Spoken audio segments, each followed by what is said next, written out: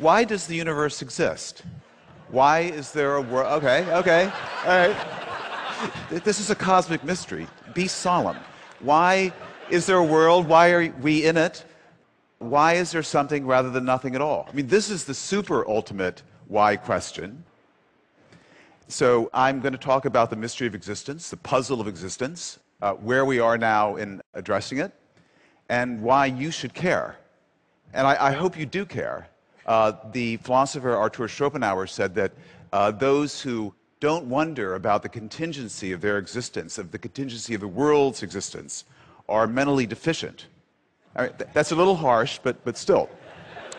Yeah, so this has been called the most sublime and awesome mystery, the deepest and most far-reaching question man can pose. It's obsessed great thinkers. Ludwig Wittgenstein, perhaps the greatest philosopher of the 20th century, was astonished that there should be a world at all. He wrote in his Tractatus, Proposition 4.66, it is not how things are in the world that is the mystical, it's that the world exists.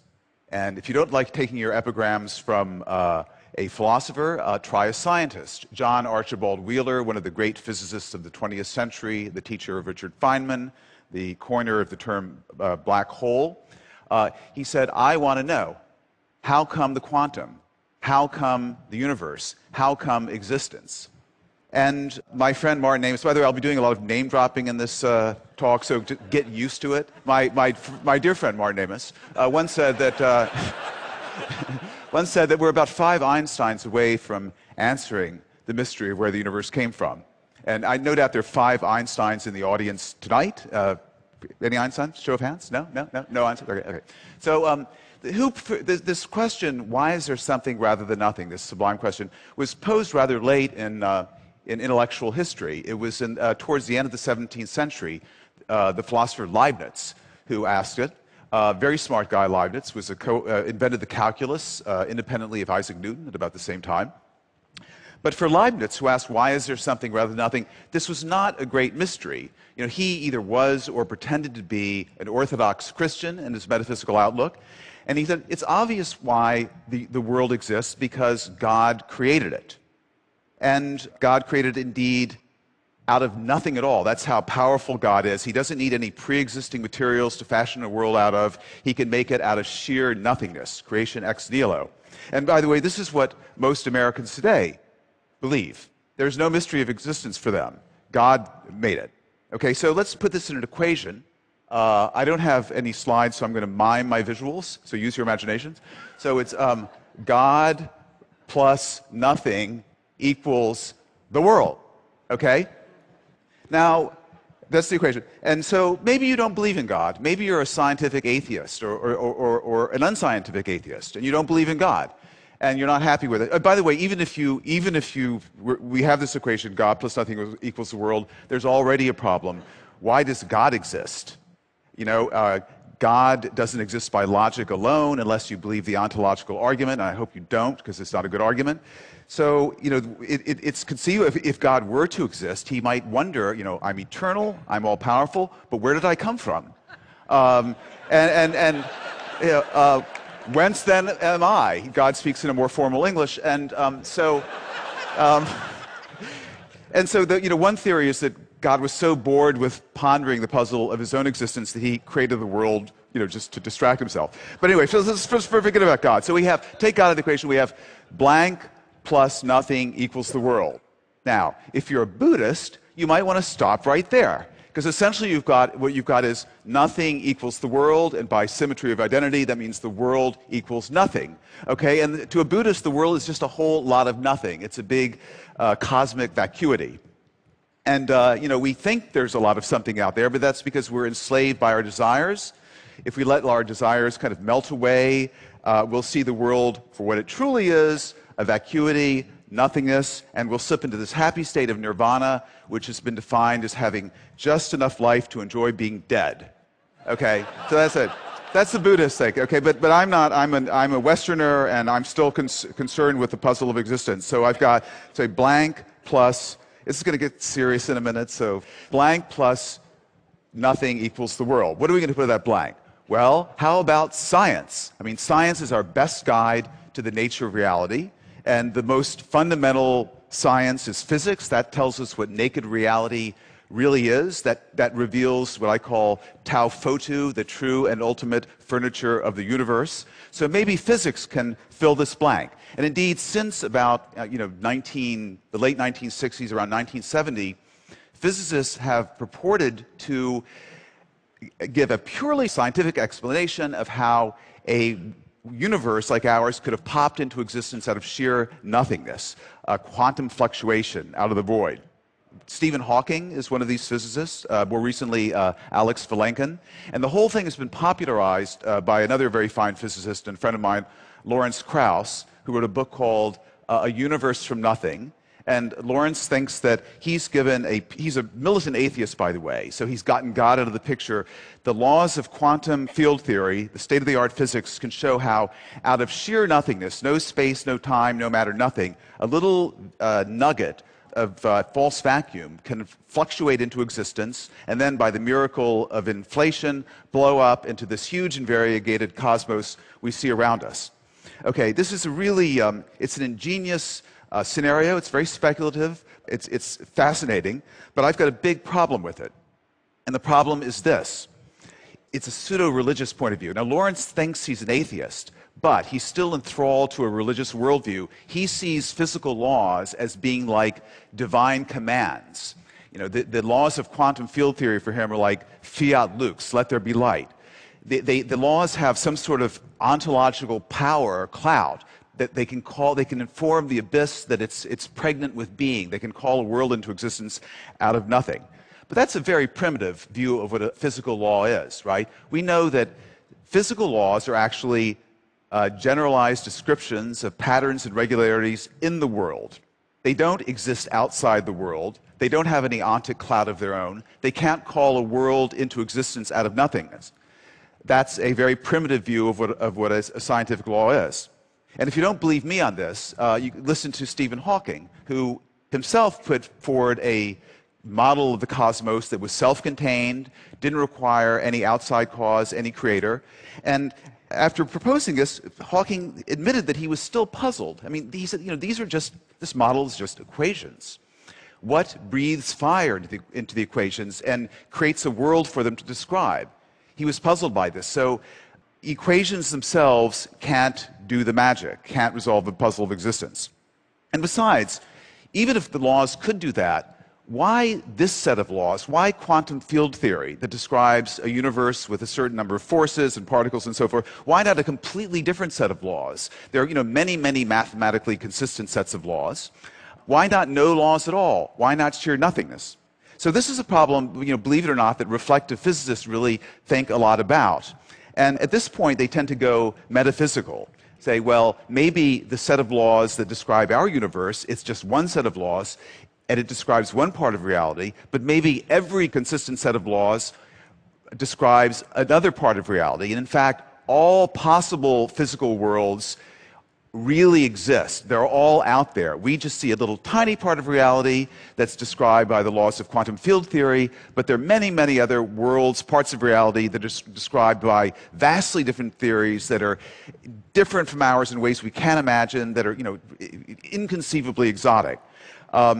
Steven Weinberg, the father of the standard model of particle physics, has actually flirted with this idea himself, that all possible realities actually exist.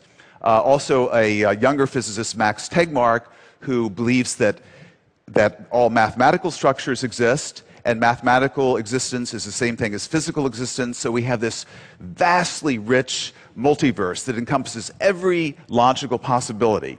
Now, in taking this metaphysical way out, these physicists and also philosophers are actually reaching back to a very old idea that goes back to Plato. It's the principle of plenitude or fecundity, or the great chain of being, that reality is actually as full as possible. It's as far removed from nothingness as it could possibly be. So we have these two extremes now. We have sheer nothingness on one side, and we have this vision of a reality that encompasses every conceivable world at the other extreme, the fullest possible reality, nothingness, the simplest possible reality. Now, what's in between these two extremes? there are all kinds of intermediate realities that include some things and leave out others. So one of these intermediate realities is, say, the most elegant, the most mathematically elegant reality that leaves out the inelegant bits, the ugly asymmetries and so forth. Now, there's some physicists who will tell you that we're actually living in the most elegant reality. I think that Brian Greene is in the audience, and he has written a book called The Elegant Universe. He claims that the universe we live in mathematically is very elegant. Don't believe him. It's an ugly, no, it's a pious hope. I wish it were true, but I think the other day he admitted to me it's really an ugly universe. It's stupidly constructed. It's got way too many arbitrary coupling constants and mass ratios and superfluous families of elementary particles. And what the hell is dark energy? It's a real, it's a stick and bubblegum contraption. It's not an elegant universe. And then there's the best of all possible worlds in an ethical sense. Now, you should get settled now, because a world in which sentient beings don't suffer needlessly, in which there aren't things like childhood cancer or the Holocaust. This is an ethical conception. And anyway, so between nothingness and the fullest possible reality, various special realities. Nothingness is special, it's the simplest. Then there's the most elegant possible reality, that's special. The fullest possible reality, that's special. But what are we leaving out here? There's also just the crummy, generic realities that aren't special in any way, that are sort of random. They're infinitely removed from nothingness, but they fall infinitely short of complete fullness. They're a mixture of chaos and order, of mathematical elegance and ugliness. So I would describe these realities as an infinite, mediocre, incomplete mess, a generic reality, a kind of cosmic junk shot. And these realities, is there a deity in any of these realities? Maybe, but the deity isn't perfect like the Judeo-Christian deity. The deity isn't all good and all powerful. It might be instead 100% malevolent, but only 80% effective, which pretty much describes the world we see around us, I think. So I would like to propose that the resolution to the mystery of existence is that the reality we exist in is one of these generic realities. Now, reality has to turn out some way. It can either turn out to be nothing or everything or something in between. So if it has some special feature, like being really elegant or really full or really simple, like nothingness, that would require an explanation. But if it's just one of these random generic realities, there's no further explanation for it. And indeed, I would say that's the reality we live in. That's what science is telling us. That's what, at the beginning of the week, we got the exciting information that the theory of inflation, which predicts a big, infinite, kind of messy, arbitrary, pointless reality. It's like a big, frothing champagne coming out of a bottle endlessly, a vast universe, mostly a wasteland with little pockets of charm and order and peace. This has been confirmed, this inflationary scenario, by the observations made by radio telescopes in Antarctica that looked at the signature of the gravitational waves from just before the Big Bang. I'm sure you all know about this. So anyway, I think there's some evidence that this really is the reality that we're stuck with. Now, why should you care? Well, the question, why does the world exist? That's the cosmic question. It sort of rhymes with a more intimate question. Why do I exist? Why do you exist? Our existence is really, it would seem to be amazingly improbable, because there's an enormous number of genetically possible humans. If you can compute it by looking at the number of genes and the number of alleles and so forth, and it's a back of the envelope calculation will tell you there are about 10 to the 10,000th possible humans genetically. That's between a Google and a Googleplex. So, and the number of actual humans that have existed is an infinite, 100 billion, maybe 50 billion, an infinitesimal fraction. So all of us, we've won this amazing cosmic lottery. We're here. Okay, so what kind of reality do we want to live in? Do we want to live in a special reality? What if we were living in the most elegant possible reality? Imagine the existential pressure on us to live up to that, to be elegant, not to pull down the tone of it. Or what if we were living in the fullest possible reality? Well, then our existence would be guaranteed because every possible thing exists in that reality, but our choices would be meaningless. You know, if I really struggle morally and agonize and I decide to do the right thing, what difference does it make? Because there are an infinite number of versions of me also doing the right thing and an infinite number doing the wrong thing. So my choices are meaningless. So we don't want to live in that special reality. And as for the special reality of nothingness, I mean, we wouldn't be having this conversation. So I think living in a generic reality that's mediocre, you know, there are nasty bits and nice bits, and we can make the nice bits bigger and the nasty bits smaller, and that gives us a kind of purpose in life. You know, the universe is absurd, but we can still construct a purpose, and that's a pretty good one. And the overall mediocrity of reality kind of resonates nicely with the mediocrity we all feel in the core of our being. And I know you feel it. I mean, I know you're all special, but you're still kind of secretly mediocre, don't you think? So anyway, you may say, you know, this puzzle of mystery of existence, it's just, you know, silly mystery mongering. You're not astonished at the existence of the universe. You're in good company. You know, Bertrand Russell said, you know, I should say the universe is just there, and that's all. You know, it's just a brute fact. And my professor at Columbia, Sidney Morgenbesser, a great philosophical wag, when I said to him, you know, Professor Morgenbesser, why is there something rather than nothing? And he said, oh, even if there was nothing, you still wouldn't be satisfied. So, yeah. So, okay. So you're not astonished. You know, I don't care. But I will tell you, I will tell you something to conclude that I guarantee you will astonish you, because it's astonished all of the brilliant, wonderful people I've met at this TED conference when I've told them. And it's this: never in my life have I had a cell phone. Thank you.